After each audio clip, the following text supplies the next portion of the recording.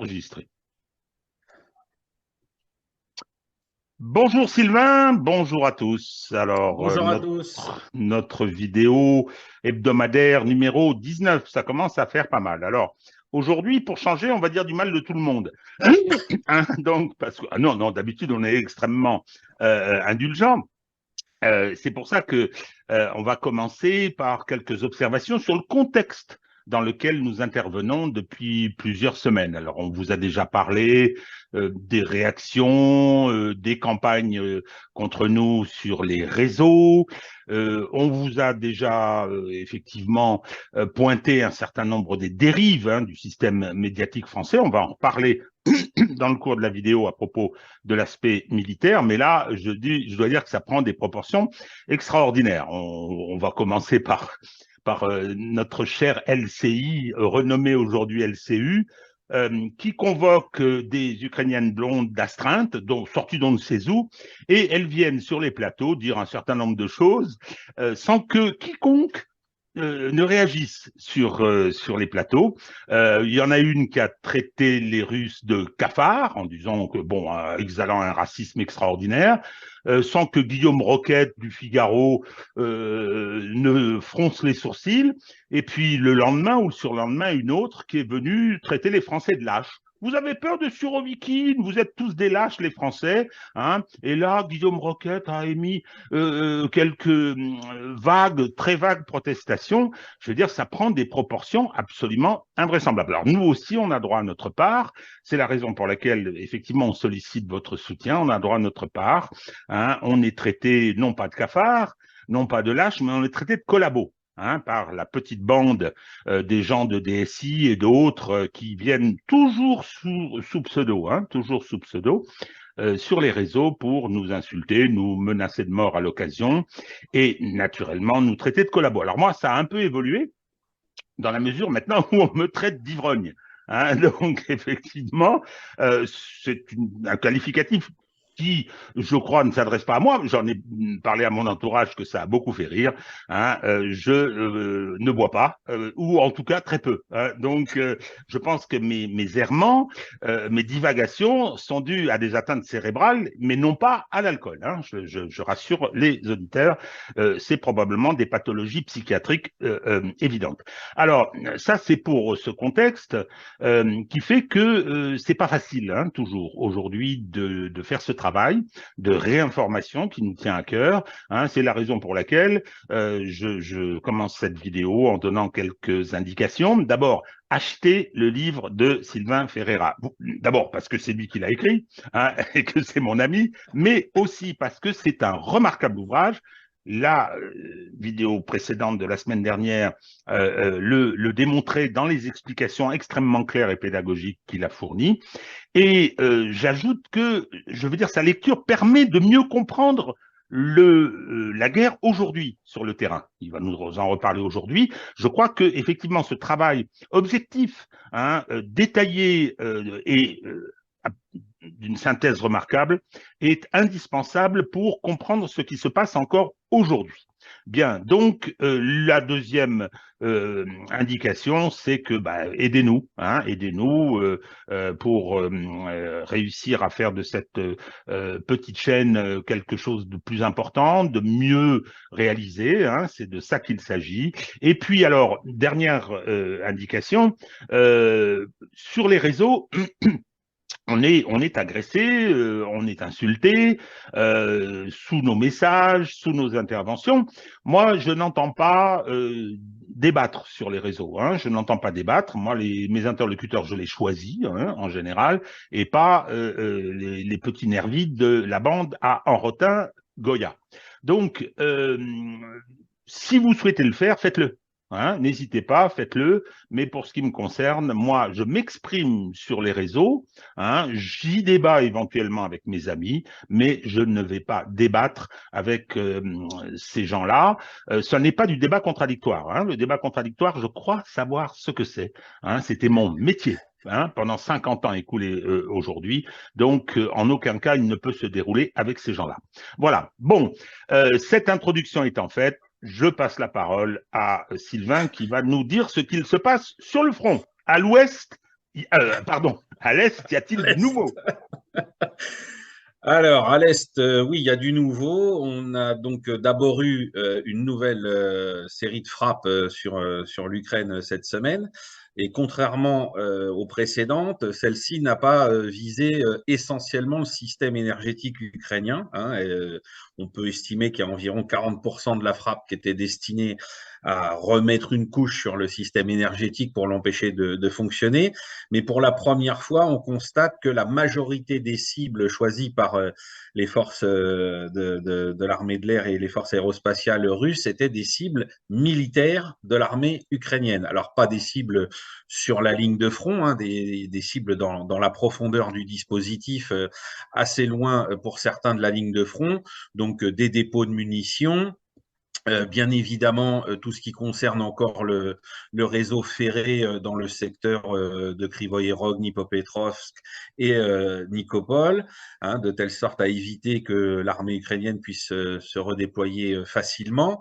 Et on pense, les experts ukrainiens, hein, c'est même pas les experts dits pro-russes ou russes, les experts ukrainiens s'attendent à ce que la prochaine frappe soit destiné à neutraliser le système de communication à la fois civil et militaire de l'Ukraine, donc tout ce qui est téléphone fixe, téléphone mobile et bien évidemment Internet. Donc, à quelle date cette frappe aura-t-elle lieu? Personne ne peut le dire, mais en tout cas, les Ukrainiens craignent que ce soit la prochaine cible qui poserait là encore des problèmes supérieurs à la gestion des opérations, hein, parce que bien évidemment, avec le recul de Starlink et avec les problèmes que ça a engendré pour l'armée ukrainienne, si le système de communication, même civil, est endommagé, voire éteint, ça va créer des problèmes supplémentaires. Donc ça, c'est la première partie. Ensuite, en ce qui concerne les combats en première ligne, on a une multiplication des frappes sur plein de points de la ligne de front dans le Donbass. On peut en identifier entre 7 ou 8 sur lesquels les Russes tapent soit de manière simultanée, soit de manière alternée, hein. Généralement, 3 ou 4 par jour sont mis en tension, de telle sorte à ce qu'on ait un effritement des réserves ukrainiennes qui quand même se sont mobilisés pour défendre Bakhmout, hein, il faut le rappeler, à tout prix. Hein, c'est vraiment le lieu. On a quasiment 8 brigades ukrainiennes qui sont mobilisées pour défendre Bakhmout et son secteur, ce qui est extrêmement important. Donc 4 brigades blindées mécanisées. Donc ça, c'est pareil, c'est un effort extrêmement important, une tension extrêmement forte sur les réserves ukrainiennes. Et on peut se dire que, non pas par le biais d'une frappe avec un Schwerpunkt central sur un point particulier, mais avec cette multiplication des frappes sur l'ensemble du dispositif, on va obtenir son effondrement d'ici quelques semaines à ce rythme-là, d'autant qu'à Bakhmout, on a vraisemblablement le rêve qu'avaient formulé les Allemands et qu'ils n'ont jamais atteint en 1916 avec Verdun, c'est-à-dire de vraiment saigner à blanc l'armée ukrainienne. Et Prigogine, hier, a été clair, le but de Wagner à Bakhmout n'est pas de prendre d'assaut la ville directement, mais effectivement de faire fondre l'effectif ukrainien pour ensuite s'emparer de la ville, mais pas l'inverse, hein. On ne va pas s'emparer de la ville pour y détruire les Ukrainiens à l'intérieur, on va au contraire les laisser là, avec cette supériorité d'artillerie qui est absolument phénoménale pour les forces russes, hein. On est à 8 ou 9 tubes contre un tube ukrainien. Hein, c'est colossal et on a donc ces estimations de 20 000 obus en moyenne qui sont tirés par les forces russes pour à peine 2 000 du côté de l'armée ukrainienne. Et depuis hier, on a une nouveauté, c'est que dans le secteur au nord de Kremenna, on voit les troupes russes qui sont à l'initiative de l'attaque. C'est-à-dire que les Ukrainiens ont encore tenté quelques actions au sud-ouest de Kupiansk, au sud-est pardon de Kupiansk, et c'est tout. Aujourd'hui, sur l'ensemble du front, on peut dire que ce sont les forces russes qui sont à l'initiative et quasiment seules. Et les attaques dans le secteur de Kupiansk sont très importantes, enfin entre Kupiansk et Kremenna, parce que elle risque de fragiliser là aussi la tête de pont que les Ukrainiens ont établie depuis le mois d'octobre dans ce secteur et de favoriser là encore l'effondrement potentiel d'une partie du front de l'armée ukrainienne. Donc on est dans une situation qui paraît être à l'équilibre, mais qui risque de basculer à un moment ou un autre en faveur des Russes de manière assez spectaculaire. Reste à savoir si les Russes exploiteront dans la profondeur cet effondrement qui vient, parce que les pertes ukrainiennes sont de plus en plus importantes. Les journalistes étrangers présents à Bakhmout ne cessent de le dire. C'est ça qui est très intéressant, c'est que pour la première fois, ce ne sont pas les canaux russes ou dits pro-russes qui nous donnent ces infos, ce sont des journalistes italiens, brésiliens et même américains qui nous disent que les pertes varient entre 250, 500, voire 800 Ukrainiens par jour depuis plus d'une semaine, que les hôpitaux de la région sont débordés, ce qui fait que les blessés risquent malheureusement en plus de mourir avant d'atteindre les postes de secours. Alors, ça m'amène à parler tout de suite d'un autre aspect qu'on a découvert dimanche dernier, de cette problématique de l'évacuation des blessés, des munitions dont dispose l'armée ukrainienne pour résister, qui est le témoignage que Veille Stratégique a publié en version originale. On est désolé, on n'a pas encore les moyens de les faire traduire, sinon on va demander aux gens encore plus de, encore plus de sous. C'est qu'on a… Je t'interromps une seconde. Oui, oui, mais tu mets le doigt sur quelque chose d'important. Pouvoir faire des sous-titres, c'est un job. Moi, je ne sais pas le faire, mais ce serait intéressant. Sur certaines vidéos et tout. C'est à ça que je pense quand je parle de post-production qui serait de meilleure qualité. Voilà, donc on a ce témoignage que vous pouvez voir en VO via Veille Stratégique, qui date, on l'a publié dimanche dernier, d'un mercenaire britannique qui a décidé dès le début de la guerre d'aller s'engager dans la Légion internationale ukrainienne et qui nous a raconté des choses qui sont absolument phénoménales et qui confirment tout ce que nous avons pu écrire ou dire sur ce canal et sur d'autres. À savoir, premièrement, que l'organisation de cette légion a été absolument chaotique. Il rappelle ce qui lui est arrivé à Yaroviv au moment où les calibres russes sont venus essayer d'éteindre certaines ardeurs. Mais surtout, il nous explique que quand il est monté au front, il est monté au front avec sa compagnie et 2 camions chargés de munitions, ras la gueule, comme on dit, des armes lourdes, des munitions pour les armes légères, etc. Et que bien que les routes ukrainiennes qui mènent au front comprennent à peu près tous les 5-6 kilomètres des checkpoints qui sont organisés justement pour filtrer les éventuelles troupes infiltrées, troupes spéciales russes, etc., eh bien, quand ils sont arrivés au front, les 2 camions chargés de munitions avaient disparu du convoi. Donc, il est impossible d'imaginer que ce soit le fait d'une mafia extérieure ou de gens qui aient réussi à prendre possession de ces camions au cours d'un arrêt pipi. C'est véritablement une corruption au sein même de l'armée ukrainienne qui a favorisé la disparition de ces 2 camions. Et bien évidemment, on a vu Jacques Beau nous expliquer cette semaine sur Sud Radio qu'aujourd'hui, les chefs d'État africains s'en sont ouverts d'ailleurs publiquement. On sait qu'une partie de ces munitions, de ces matériels, donc c'est du Javelin, c'est du Stinger, entre autres, partent déjà en Afrique, sont revendus sur catalogue. C'est-à-dire qu'il y a des catalogues en ligne qui permettent à des acheteurs potentiels de faire leur marché avec les armes que nous, occidentaux, nous envoyons à l'Ukraine pour l'aider dans son combat. C'est-à-dire que les soldats ukrainiens sur le terrain, ils sont confrontés à un double problème. La puissance de feu bien plus élevée, supérieure de l'armée russe face à eux. Et puis derrière, pour ce qui concerne leur propre armée, des défauts de munitions, des défauts de matériel, parce que ceux-là n'arrivent pas jusqu'à la ligne de front à cause d'un système mafieux qui les détourne de leur usage et qui fait que nous, occidentaux, nous sommes aujourd'hui quasiment à l'os, c'est-à-dire qu'on l'a déjà dit la semaine dernière, à part les États-Unis, la France, l'Allemagne ne sont plus en capacité d'envoyer quoi que ce soit à l'armée ukrainienne. Et donc, on peut supposer qu'une partie de ce que nous avons déjà envoyé a là aussi été détournée à d'autres fins. Ensuite, ce que ce mercenaire nous expliquait de très important par rapport à la situation à Bakhmout, c'est l'évacuation des blessés. C'est-à-dire qu'il explique clairement, aujourd'hui, dans les armées modernes, on considère qu'en moins d'un quart d'heure, avec les systèmes d'évacuation par hélicoptère, etc., on est capable d'extraire un blessé du champ de bataille pour l'amener très rapidement à une station médicale dans laquelle il peut même ensuite être redirigé vers une antenne chirurgicale, et tout ça dans des délais qui sont inférieurs à 1 heure.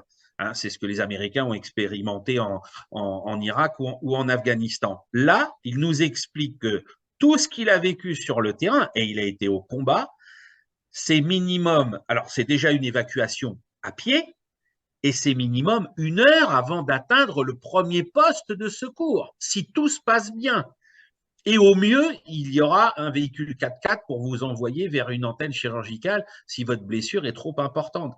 Et il dit donc que la solution expéditive pour régler les problèmes dans la majorité des cas des blessures, c'est le garrot sur les bras, sur les jambes, ce qui va donc créer un nombre d'amputations monumentales, hein, puisqu'au bout d'un certain nombre d'heures, soit vous mourrez d'une septicémie, soit on va être obligé de vous amputer, et donc vous n'êtes pas un blessé qui peut retourner au combat, ce qui explique probablement que les chiffres avancés de 100 000 morts côté ukrainien sont tout à fait vraisemblables, voire même inférieurs, voire même trop prudents par rapport à cette situation qui concerne les blessés de l'armée ukrainienne. Donc c'est vraiment un témoignage clé de la part de quelqu'un qui, en plus, a dû avoir une évacuation sanitaire pour un problème de maladie de Lyme par un tic, et qui est retourné en Ukraine. Donc c'est vraiment quelqu'un qui veut défendre l'Ukraine, c'est un vrai volontaire, c'est pas quelqu'un qui s'est dégonflé à Yaroviv suite à la frappe des calibres, et qui nous explique sans phare la triste réalité de ce que vivent les soldats ukrainiens sur le terrain. Donc c'est absolument fou de voir ça, et enfin que ce soit quelqu'un du camp ukrainien qui nous le dise. Alors quand on voit ça, et qu'enfin le dernier point de ce qui se passe dans le Donbass, c'est que l'armée ukrainienne, donc qui est dans ces dispositions catastrophiques, utilise les dernières munitions d'artillerie qui lui restent pour faire des bombardements de terreur, des bombardements de vengeance. Hein. Petit clin d'œil à M. Goya qui nous fait croire que ce sont les bombardements russes sur les infrastructures énergétiques qui sont comparables aux bombardements allemands avec les fusées V1 et V2. Non, non, non. Les bombardements de vengeance aujourd'hui, c'est les bombardements avec des grades, avec des ouragans, donc des lance-roquettes multiples de fabrication soviétique par l'armée ukrainienne, avec également des HIMARS, avec également des canons César français livrés par Emmanuel Macron, qui frappent sans discontinuer depuis presque 15 jours la population de la ville de Donetsk, et il n'y a aucune cible militaire ou aucune cible administrative qui est visée. Ce sont bien des bombardements de vengeance contre la population civile. Et nous avons assisté sur les réseaux à quelque chose d'absolument abject, c'est que nous savons que tout ça, parce qu'il y a quelqu'un sur place qui nous aide à mieux le comprendre, c'est Xavier Moreau de Stratpol, auquel je souhaite rendre hommage pour tout le travail qu'il a fait depuis des années sur le conflit dans le Donbass, et qui s'est rendu sur place depuis le 2 décembre pour nous dire, voilà, dans tel quartier, les obus sont tombés là, il y a des jardins d'enfants, il y a des centres commerciaux, il y a ceci, il y a cela. Et qu'est-ce qu'on a vu le week-end dernier? On a vu M. Goya venir nous dire encore que Xavier Moreau, on ne savait pas s'il était bête ou si c'était un traître, hein, que c'était donc la brettrice qui s'appliquerait à lui pour le qualifier. Tout ça pour le discréditer dans son travail aujourd'hui, pour nous faire connaître et nous faire comprendre ce qui se passe dans la ville de Donetsk, où aujourd'hui on a plus de 20 morts et des dizaines de blessés. On a même eu une jeune députée, hein, Maria Pirogova, députée de la République populaire de Donetsk, qui a été tuée dans un de ces bombardements. Hein. On a publié les images sur Veille Stratégique. Et tout ça, nous le savons, nous, Français, grâce à Xavier Moreau. Et donc, on voit qu'aujourd'hui, pour essayer de discréditer son propos, on renforce encore les calomnies contre lui. Hein, on essaye de le faire passer pour pique-pendre. Et les gens qui font ça, notamment Michel Goya, hein, n'ont pas froid aux yeux, parce que dans le même temps, eux viennent retweeter, republier les publications d'un certain monsieur Guillaume Ancel, et qui est donc consultant sur la chaîne BFM, comme monsieur Goya, en nous faisant passer ses analyses comme ça, comme étant un expert lui aussi de la guerre en Ukraine. Alors, monsieur Guillaume Ancel n'est pas un expert comme ça, comme d'autres qui auraient été tirés de la naphtaline pour donner son avis sur la guerre en Ukraine. Monsieur Guillaume Ancel est un agent de Paul Kagame qui travaille contre les intérêts de la France et contre l'honneur de l'armée française depuis l'opération turquoise au Rwanda. Hein. Monsieur Guillaume Ancel a été condamné pour diffamation contre Monsieur Hubert Védrine, hein, parce qu'il a accusé la France d'avoir participé au génocide au Rwanda. On a vu les travaux de notre ami Charles Onana répondre à M. Ancel à de nombreuses reprises pour nous expliquer toutes les affabulations qu'il avait mises en œuvre pour essayer de justifier son propos.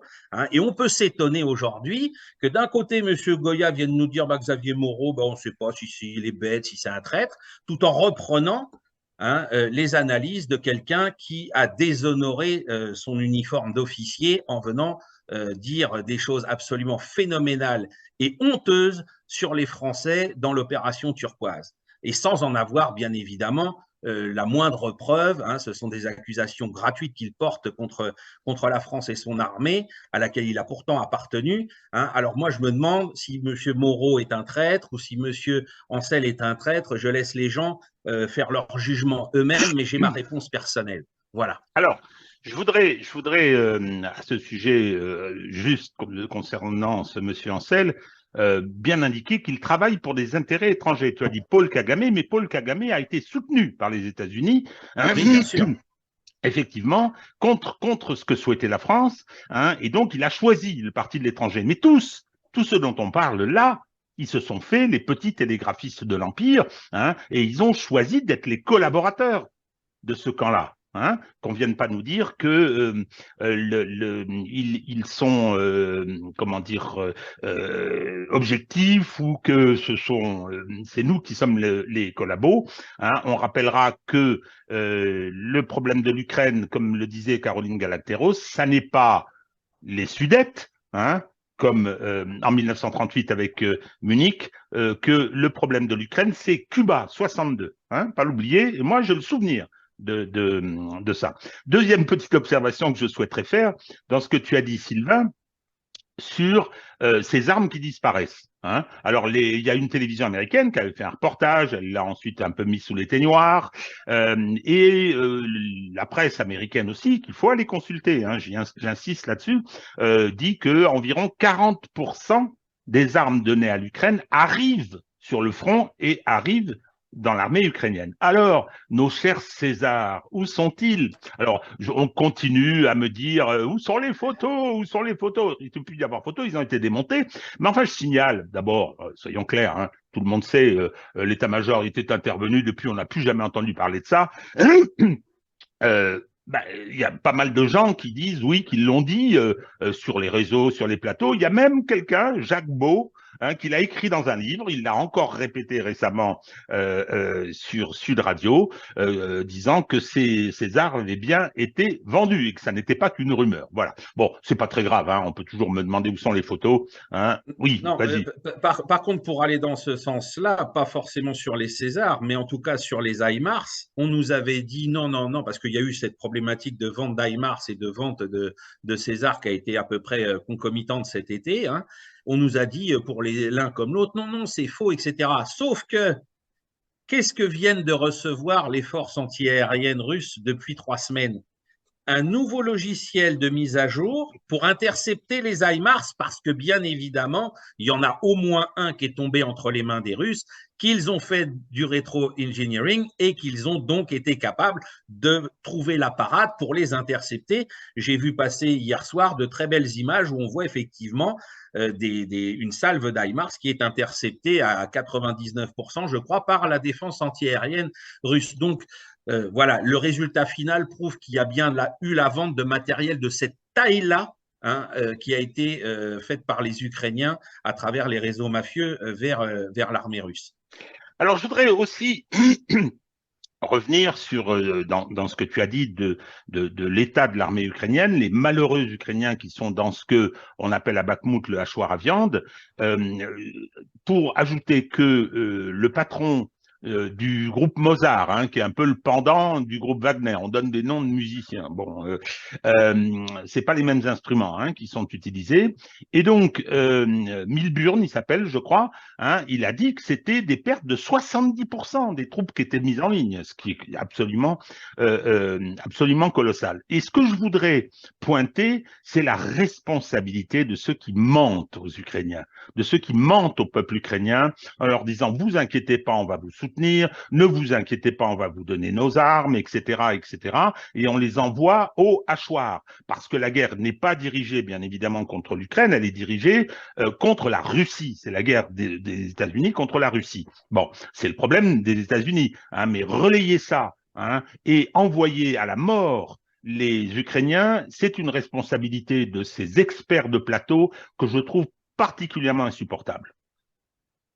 Ah oui, et puis d'autant plus que là, par rapport au cas de M. Milburn et de Mozart, c'est très drôle. C'est-à-dire qu'on nous a dit tout le mal qu'on pensait depuis des années de Wagner, mais quand il y a une société militaire privée américaine qui revient sur le terrain, ça pose de problème à personne. Quand on connaît les antécédents des sociétés militaires privées américaines comme Blackwater au Moyen-Orient, normalement, tout défenseur des droits de l'homme, tout défenseur de la bien-pensance devrait pousser des cris d'orfraie en disant oh là là, attention, parce que là, si c'est les Américains qui s'en mêlent, qu'est-ce que ça va donner?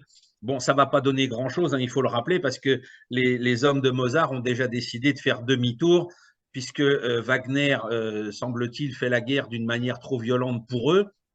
Ils ont décidé de quitter Bakhmout hier et surtout, ils ont, semble-t-il, été très impressionnés par la promesse que Prigojine a formulée, à savoir que tout prisonnier de Mozart aurait le droit à la masse de Wagner, hein, qui a été offerte au Parlement européen il y a 15 jours, hein, et avec laquelle Wagner règle les comptes à tous ceux qui trahissent la société militaire privée. Donc, semble-t-il, les militants engagés auprès de Mozart ont fait demi-tour, effrayés par le feu de l'artillerie russe et les promesses de M. Prigojine. Bon, voilà. Mais je crois que c'est ça la surprise de je veux dire, soldats anglo-saxons, c'est de constater que la guerre ne se passe pas comme elle a pu se passer au Moyen-Orient, en Afghanistan, c'est que Ah oui, l'aviation et l'artillerie sont de l'autre côté. Mais enfin, c'est écoutez, ils ça. n'ont pas le droit, c'est pas juste. C'est ça, Hein, c'est ça. bon, là, C'est ce que dit non. aussi le volontaire britannique dont on parlait tout à l'heure, hein. Il disait qu'il a vu des gens de la Légion internationale s'en aller très vite quand ils ont compris qu'ils ne pouvaient plus décrocher un téléphone pour qui appeler une mission d'appui-feu de l'artillerie ou un avion pour venir les sortir d'une situation et que par contre, ils se retrouvaient des fois pendant plusieurs jours d'affilée sous le feu de l'artillerie russe de manière constante, avec des obus qui leur tombaient dessus toutes les minutes. Hein, donc voilà, pour ces gens-là, bah oui, c'est pas du tir au pigeon contre des moudjahidines ou contre des civils dans un village afghan. Ça a changé. Alors, je voudrais pas que, bon, on adopte un ton sur certaines questions pourtant tragiques, un peu léger. Je voudrais pas que, effectivement, ça apparaisse comme une prise de parti. Tant mieux, vous avez vu ce qu'ils prennent. C'est pas ça, ce qu'on veut dire. Hein. Ah C'est non, que nous, on fait un travail de réinformation. Et quand on nous raconte, Monsieur Goya en particulier, ça y est, l'Ukraine va reprendre la Crimée, l'armée russe s'effondre, ils ont plus de missiles, ils sont obligés de démonter des machines à laver, etc. Hein, c'est contre ça que on travaille, hein, pour qu'on appréhende une certaine réalité. Hein, une certaine réalité. Alors, je voudrais là maintenant intervenir à partir, je dirais, d'une information que nous avons eue récemment avec l'interview de l'ancienne chancelière allemande Angela Merkel. Bon, Angela Merkel a reconnu dans une interview que les accords de Minsk, Minsk I, Minsk II, hein, n'avaient été signés et parrainés par la France et par l'Allemagne que pour gagner du temps et permettre à l'OTAN d'organiser l'Ukraine pour mener la guerre contre la Russie. Elle le reconnaît. Poroshenko l'avait reconnu, lui aussi. Alors, ce qui veut dire que, je veux dire, première conséquence de cette information, c'est que toute cette affaire de Minsk, les formats Normandie, etc., dont je rappelle que le traité avait été signé entre Kiev et les républiques autonomistes ou séparatistes dans le but d'éviter que se poursuive la guerre civile. Et aujourd'hui, si ces accords qui prévoyaient une autonomie, un certain nombre de choses, si ces accords avaient été appliqués, si la France, l'Allemagne et le Conseil de sécurité de l'ONU, qui avait parrainé également et approuvé ces accords, avaient été appliqués, il n'y aurait pas eu cette guerre, il n'y aurait pas eu les 100 000 morts, il n'y aurait pas eu la destruction de l'Ukraine, il n'y aurait pas eu cette tragédie. Donc la responsabilité de ces gens est totale.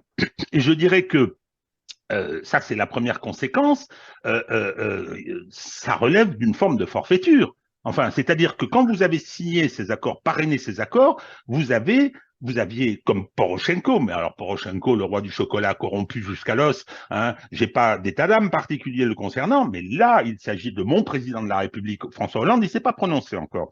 Il s'agit d'Angela Merkel, vous venez nous dire, on vous a menti. Au peuple français et au peuple allemand, on vous a menti. On a menti naturellement aux Russes. On a menti aux Russes. C'est-à-dire qu'on a fait preuve d'une duplicité totale. La deuxième conséquence, c'est quoi? La deuxième conséquence, c'est que nous sommes totalement disqualifiés. J'ajouterai, je dis, François Hollande ne s'est pas prononcé, que Emmanuel Macron, en faisant le kéké et en diffusant ses conversations téléphoniques avec Vladimir Poutine, a fait la démonstration qu'il n'avait pas lu les accords de Minsk, qu'il ne savait pas ce qu'il y avait dedans. Ce qui l'a amené à se ridiculiser, bien sûr. Donc aujourd'hui, cette atteinte aux usages diplomatiques aura elle aussi des conséquences très lourdes. Mais aujourd'hui, lorsque tu disais, Sylvain, dans ta vidéo, dans ton interview sur TV Liberté, que le problème se réglerait à un moment, cette guerre s'arrêterait, il y aurait un règlement diplomatique et que l'Europe serait dehors, mais c'est évident, c'est terminé, vous n'avez plus rien à dire. L'Allemagne avec le successeur de Madame Merkel, la France avec Emmanuel Macron aujourd'hui, mais vous serez à la porte. Alors les Russes, ils refuseront que vous y participiez, ils auront raison. En revanche, de toute façon, depuis le début de cette crise, la démonstration a été faite que les pays de l'Union européenne, à quelques exceptions, ont été finalement quelque part les relais serviles des États-Unis, mais les Russes discuteront avec les États-Unis. Oui. Les patrons se parleront. Et dans un contexte mondial qui aura beaucoup changé.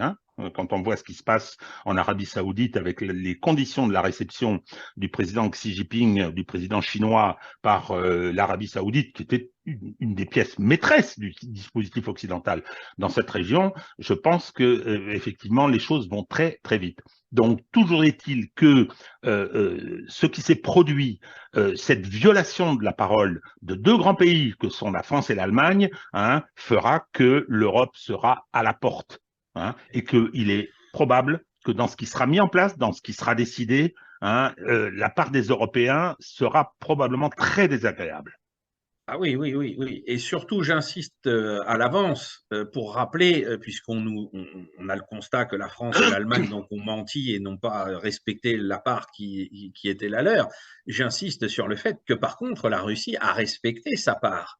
La Russie a fait annuler des référendums d'autodétermination dans le Donbass, à Lugansk et à Donetsk, aux grandes dames des populations, aux grandes dames de leurs organisateurs. La Russie a toujours rappelé à ces gens contre leur volonté, qu'elle ne voulait pas qu'ils soient rattachés à la Russie, en leur disant vous êtes ukrainiens et nous vous demandons de le rester et nous allons faire de telle sorte à ce que vous puissiez l'être dans de bonnes conditions, respect de votre langue, etc. etc. Donc, il y a des gens qui nous disent depuis 10 mois, oui, mais les Russes n'ont pas fait ce qu'ils avaient à faire dans les accords de Minsk. Si, ils l'ont fait, et ils l'ont fait jusqu'au bout, quitte à s'aliéner, dans de nombreux cas, la population des deux républiques autonomistes qui ne comprenaient pas et qui n'a pas compris pendant 8 ans pourquoi la Crimée, elle, qui avait fait son référendum, avait été rattachée, et pas eux. Il ne faut pas oublier ces données-là, parce que côté russe, c'est ce qu'on essaie de faire aussi comprendre à nos auditeurs, c'est qu'il y a une logique interne en Russie, il y a une logique interne dans les populations russophones, et on l'a trop souvent balayé et passé pour perte et profit dans les analyses en Occident. Donc la Russie, elle, a fait ce qu'elle avait dit qu'elle ferait suite à la signature de ces accords. Alors, je vais ajouter que les Russes savaient très bien, hein, que la malhonnêteté de leurs interlocuteurs, ils savaient, et c'est la raison pour laquelle ils se sont préparés. Quand on leur reproche dans le Donbass de ne pas être intervenu depuis 2014, ils n'étaient pas prêts. Depuis la réindustrialisation, l'autonomie agricole, etc., hein, y a tout un tas de choses qui ont été organisées et ils se sont préparés à ce conflit, ce qui constitue d'ailleurs une grosse surprise pour l'Occident. Hein, toujours avec cette arrogance assez extraordinaire. Donc, ils ont fait ce qu'ils devaient faire sur le plan diplomatique, mais ils se sont préparés. Ils se sont préparés. Ils savaient que ça n'irait pas au bout. Hein, ou en tout cas, ils s'en doutaient. Hein. Oui. Voilà. Bon, on a dit du mal de beaucoup de monde, hein, n'est-ce pas, Sylvain? Donc, nos petits copains habituels, nos dirigeants qui ont réussi à mettre l'Europe hors jeu avec tout ça, hein, depuis longtemps, malheureusement aussi. Donc voilà. Bah, écoutez, merci de votre attention et à très bientôt. Au revoir.